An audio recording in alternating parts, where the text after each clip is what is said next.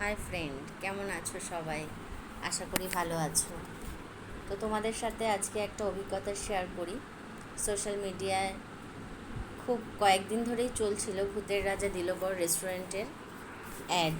20 বছর জন্মদিন উপলক্ষে 200 টাকার বিনিময়ে 20টি পদ আজকের জন্য অফার চলছিল। তো দুদিনের অফার ছিল, 29 এবং 30 তারিখ। সেই হিসাবে 29 তারিখ পৌঁছে গেছিলাম ভূতের রাজা দিলবর। বাড়ি থেকে বেরিয়েছিলাম। বাড়ি থেকে আমার খুবই কাছে, যাদবপুরের যে ব্রাঞ্চটি ওদের রয়েছে সুলেখার মোড়ে। তো আমার বাড়ি থেকে খুবই কাছে বলে বাড়ি থেকে আমি 10:30 নাগাদ বেরিয়েছিলাম। ওখানে প্রায় ধরুন 11টায় পৌঁছে গেছিলাম।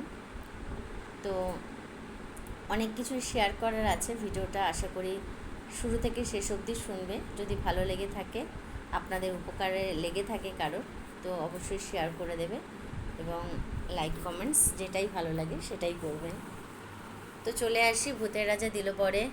200 টাকার বিনিময়ে 20টি পদ, সেই হিসেবেই আমরা ঢুকেছিলাম। তার জন্য লাইন দিতে হয়েছিল। লাইনটা পড়েছিল সুলেখার মোড় থেকে প্রায় কেপিসি হসপিটাল। ডবল লাইন, আমরা ডবল লাইনেই দাঁড়িয়েছিলাম। সিঙ্গেল লাইন শেষ করে আমাদের রেস্টুরেন্টের এন্ট্রি টাইম হয়েছিল 5টা। মানে ধরুন প্রায় 11টা থেকে 5টা, 6 ঘন্টা আমরা ওয়েট করার পরে আলটিমেট ঢুকলাম ভূতের রাজা দিলবর। কী খেতে? না 200 টাকার বিনিময়ে 20টি পদ খাওয়ার জন্য। তো পৌঁছে গেছিলাম সেই হিসাবে। সেখানেও বাইরে যেরকম ওয়েটিং লিস্টে দাঁড়িয়ে থাকতে হয়েছিল, ভেতরে ঢুকেও কিছুক্ষণ ওয়েট করতে হয়েছিল। তো ভেতরের ম্যানেজমেন্ট খুব একটা খারাপ নয়, ভালোই। পৌঁছে গেছিলাম, গিয়ে বসে পড়লাম। বসার পরে তার কিছুক্ষণ পরেই আমাদের সামনে থালি এসে হাজির হলো। তো থালি আসার পর আইটেমগুলো আমরা গুনছিলাম, 20টি আইটেম।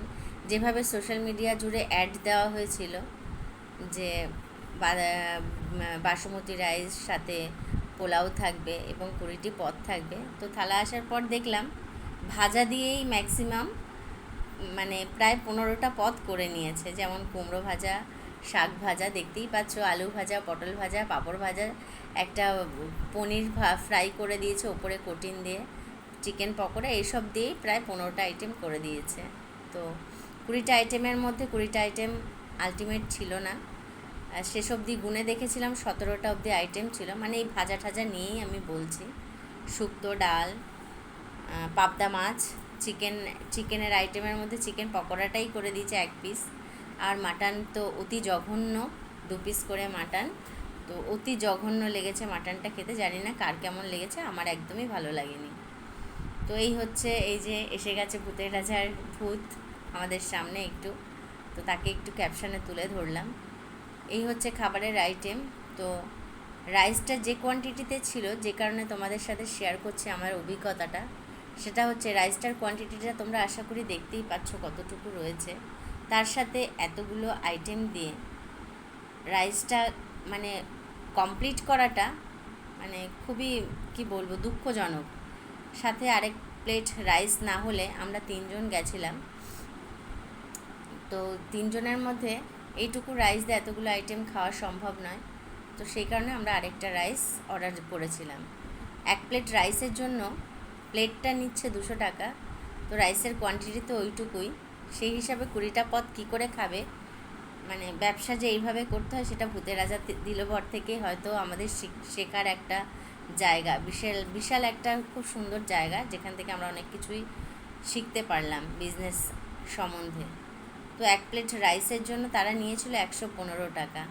200 টাকা প্লেট, সাথে ওরা বলেছিল যে জিএসটি আছে, জিএসটি 5%, কোনো ব্যাপার না, সেটা ঠিক আছে। কিন্তু 115 টাকায় রাইসটা আমাদের সামনে তুলে ধরতে পারলাম না, কারণ রাইসের বাটিটা কতটুকু ছিল তারা পেছন থেকে এসে জাস্ট সার্ভ করে চলে গেছিলো। যদি আমার ক্যাপশনে থাকতো, মানে তুলে ধরার মতো অপশান থাকতো, আমি নিশ্চয়ই তুলে ধরতাম। একটা ছোট বাটির বোলের যতটুকু রাইস হয়, সেই বোলের রাইস আমাদের দিয়ে গেছিলো 115 টাকায় 1 প্লেট রাইস। তো এই তো খেলাম। খাওয়ার মধ্যে আচ্ছা ছিল আলু পটলের একটা তরকারি ছিল, কিন্তু সেখানে পটল ছিল না।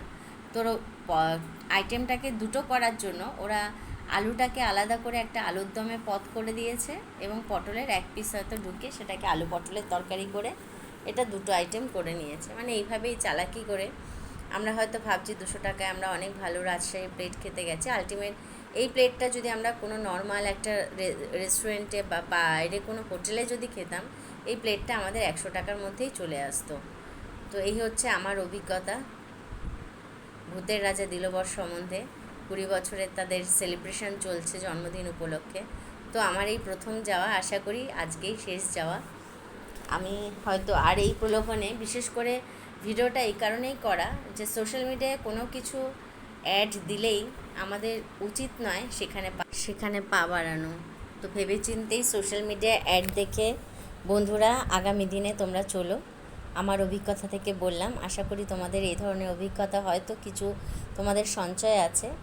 তো সোশ্যাল মিডিয়ায় সব কিছু দেখেই বিচক্ষণ করে বিচার বিবেচনা করে সেই জায়গাটায় যাওয়া উচিত। বিশেষ করে এইসব বড় বড় রেস্টুরেন্টগুলো যখন অফারের জায়গাটা দেয় না, তো সেগুলো একটু ভাবনা চিন্তার বিষয় আছে।